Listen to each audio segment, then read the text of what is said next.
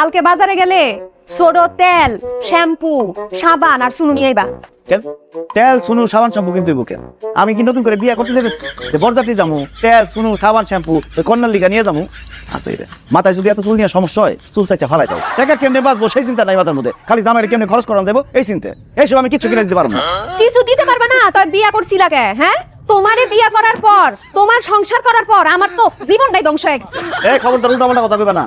তোমার জীবন ধ্বংস হয়েছে ধ্বংস হয়েছে আমার জীবন। আমার কাম করতে ইচ্ছা করলে কাম করতাম কাম করতে ইচ্ছা না করলে কাম করতাম। আরে এখন আমার কাম করতে ইচ্ছা না করলে কাম করতে হয় কেন? কারণ পরের বেরিয়ে ঘরে নিয়ে আসছি তার এনে খাওয়াও পড়াও কত দায়িত্ব আমার। এত বড় কথা তুমি কইতে পারলা? আমার লগে সংসার করে তোমার অশান্তি হইতাছে না? তোমার জীবন শেষ হয়ে যেতেছে। পারলাম না তোর সংসার, থাকলাম না তোর সংসারে। সংসার করবে না কই যাইবে? জামু বাপের বাড়ি জামু এখন। হ্যাঁ যাও বাপের বাড়ি যাও। এই বুদ্ধিটা ভালো।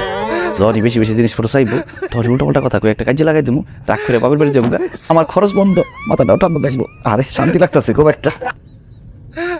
কি হলো এনে বই রয়েছো কে? তুমি না বলে বাপের বাড়ি যাও গা? তোমারে বিয়া কইরা আমার জীবনটা ধ্বংস হইছে না?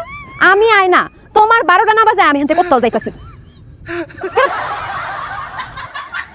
পড়াশোনা খালি বড় বড় কথা।